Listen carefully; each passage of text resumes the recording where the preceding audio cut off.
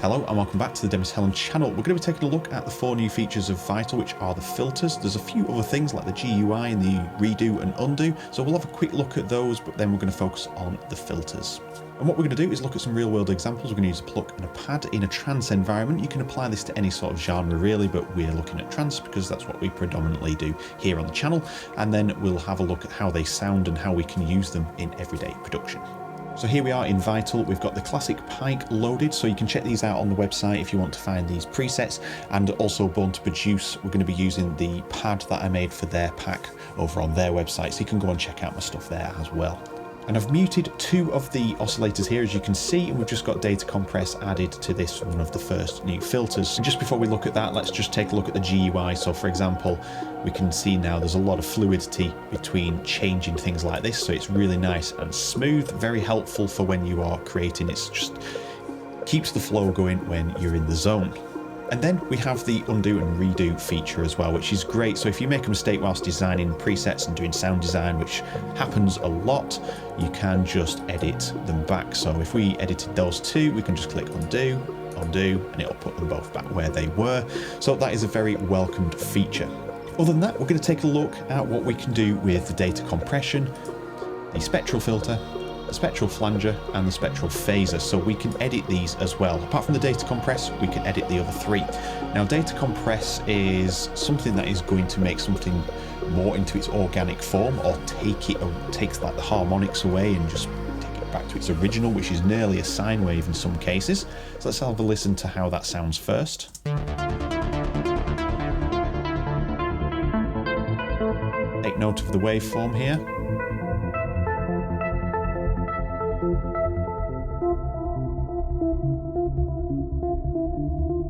You can see that's gone back to a sine wave, and that sounds pretty neat, and we're going to have some uses for that, especially in the pads and effects department for me, but that is great for softening up sounds or helping for the sort of transitions of sounds. Like if you're going into the breakdown, you could use that along with a filter and everything else, so it makes everything sort of like melt away. So that is a really good addition, and there's going to be a lot of uses we can use that for. So data compression, that is what it is, and we're going to move on to the spectral filters now. And starting with the spectral filter, we can see our first one here. It's changed the sound already, and it constantly changes the sound there. If we turn it off, you can see we're back to our original JP8000 there. So back into the filter, let's have a listen to what this does just by default.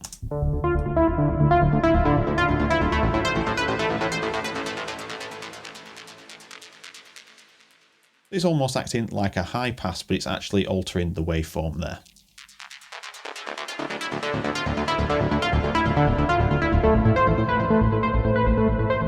Which is great, but if we want more control over that, we're going to want to edit the filter. So if we click edit, we're going to get a new window, and you can see it's very similar to how the LFOs look. We start with a triangle, and we have like a step sequencer here as well. So this is already activated, and I've got it set to 8 steps, which is default as well. And just look at how this shapes this sound if we turn everything off. You can see now we've got nothing, and we can turn up the filter. We've got nothing. And if we start to introduce harmonics, which is what I'm going to call these nodes at the moment because we're using sort of bars here, we can then start introducing new sound. You can see it's stepping it because it's in steps, and we're getting a new sound. So let's have a listen.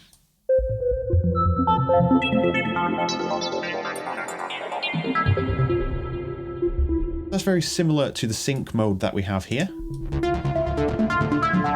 Just not as smooth because we're doing it in steps. But we don't need to recreate a sync mode really because we have one already. But if we go into the filter, we can start introducing other harmonics and reintroducing how the sound looks from its original form.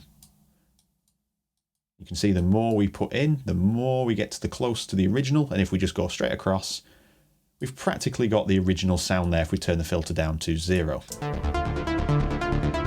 as you can see, if we turn this off, you can hear that it is not changing because it's identical to what it was because everything is turned on to full. So we can get creative with this. We can have a few nodes in here like this. We can start really reshaping the sound and getting some new ideas out of that. And then obviously we've got a nice spectral morph feature as well.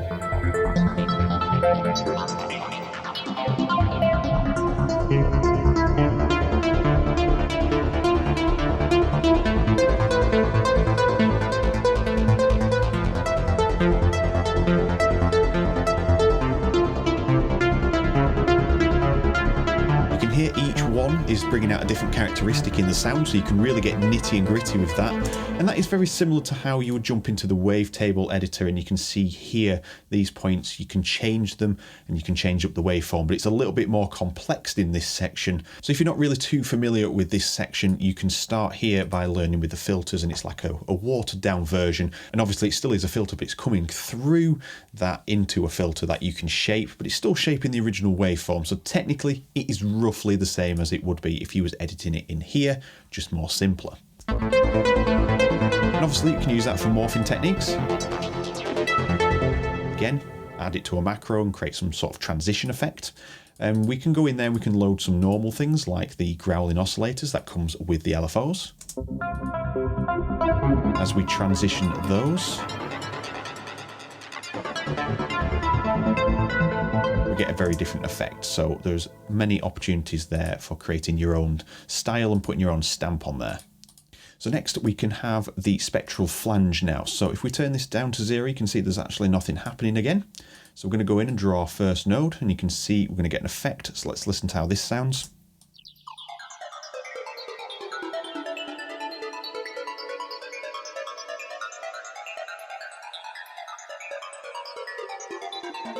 There we are, that is how that sounds. So let's edit this up. I'm just going to drag this to here.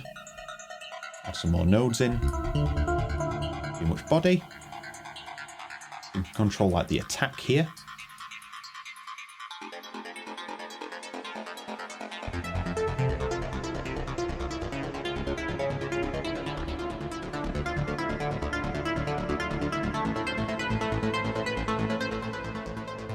And again, we can edit these. We could automate this with this LFO here, for example. And now we can flick through the different shape of what we've created there using the sort of like the mix or the mount knob there. So there's those sort of options as well as just shaping the sound.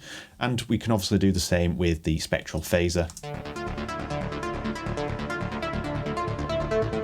rid of some of these.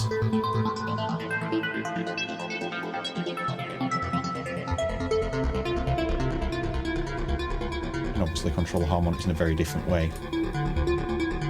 So compared to the spectral flanger,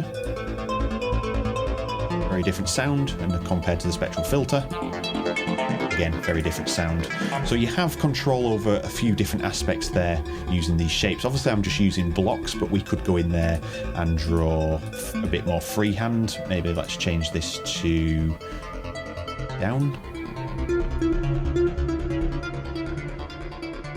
Something like that. And then we could add curves into them. Make that hit and hold for longer. We could make that sharper. We can change the phase position as well where we want it to start. So we've got them sort of things that you can do to shape your sound. And really where I would use something like this, let's just use the spectral filter. I'm going to go in and draw some steps. Let's say there's a little bit too much body in there. I can start removing some of these sections here. Start to remove the lower end.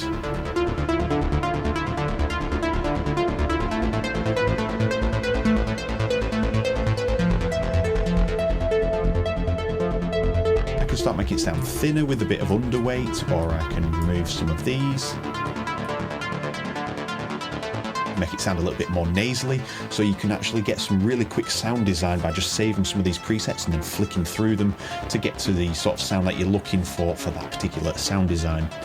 So let's say that we wanted to stop there. Let's just add these back in. And I'll turn the filter on and off a little bit.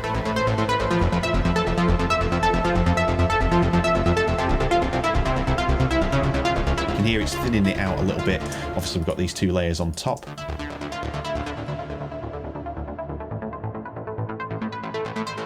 But you can see that we can create a nice layer without adding too much low end straight from the oscillator, without having to have a separate EQ that happens along with it. You can just simply EQ it here with one of the high pass or the low pass. So if you use the high pass, you can remove some of the lows out of the sound and obviously shape it in that way.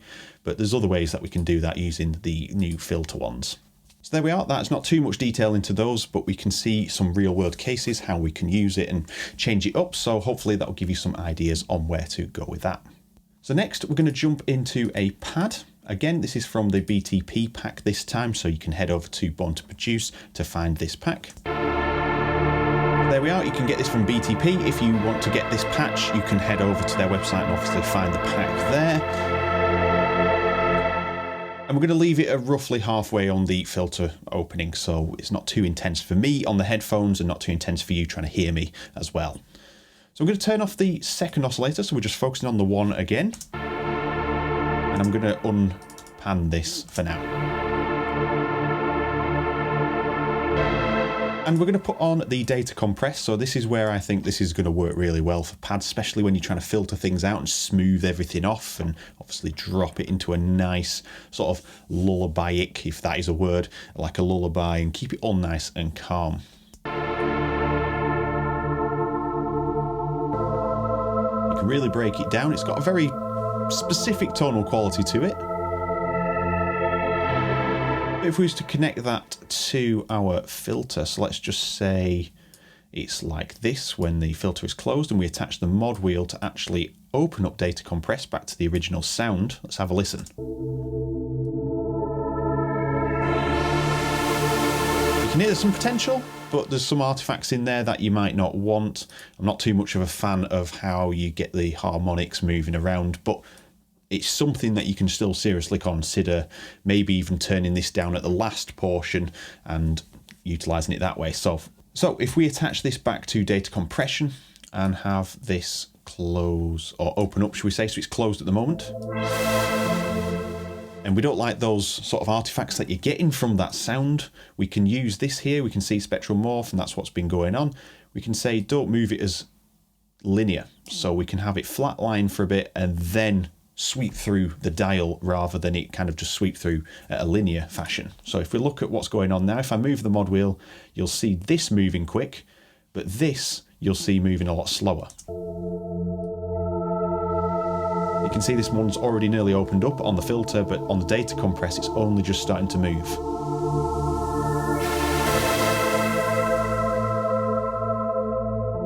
That's quite handy. If you really want to control how the saws then suddenly emerge out of the sound, that would be good. If you wanted to do it the opposite way, you can go in there and obviously change it like that. So actually the saws get introduced a lot quicker before the filter's even open, so you don't even hear any of those sort of like artifacts coming out of the harmonic changes.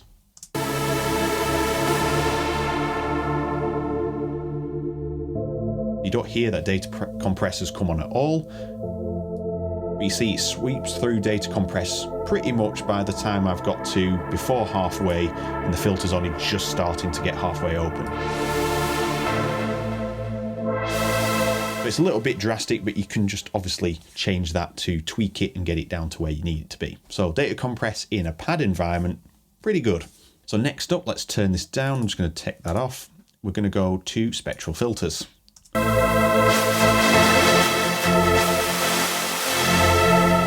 Let's turn this down again, a little bit intense. So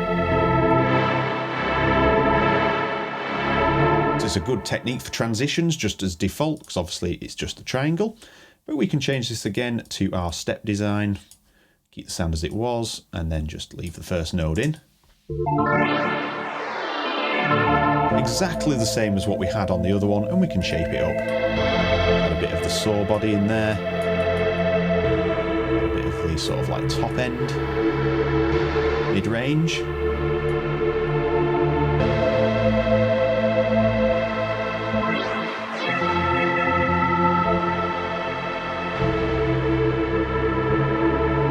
If we make this a bit more linear like this, so there's less steps.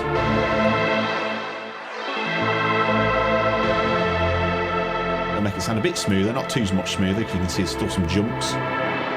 But this is a good way to preset it to say somewhere like there. And you've got that nice sound shaped already. It being like this. It has a little bit more body in there because we've introduced and blended how we want those harmonics. And that is sounding a little bit thicker than the original as well, so it does sound a lot nicer if you're wanting that really sort of weighty pad in your track. So obviously then we can go into Spectral, Flange and Phaser, and I'd probably use the Spectral Phaser more than the Flanger, but let's have a look at both in any case. Oh, it's not too drastic at the moment, so let's bring in some high points, obvious low points.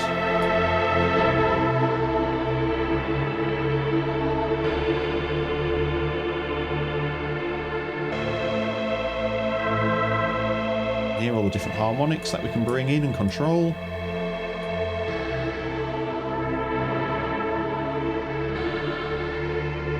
Great if you wanted to hold it here, for example, and have it as a background pad, filling in some of like the upper mids to the highs. And then Spectral Phaser. I'd be more tempted to use this one for movement. So we could attach, say, LFO2 to this. Have it, say, set in a mid section, set it to bipolar, set it to a bit slower, smoothing so it's a bit more rounded. I'll set it to sync mode, stereo mode. You can get some nice effects from that, so there's a lot of things that we can do in there. So there's a lot of things we can be doing there, along with the phaser as in the flanger as well, alike, and all the other ones we can automate. But they sort of like the flanger is the one that I would go for, so it's just the smoother one, and obviously use phasers on pads and plucks and things like that in trance anyway, so that is probably going to work nicely alongside a phaser as well. If we have that on and then go down to our phaser,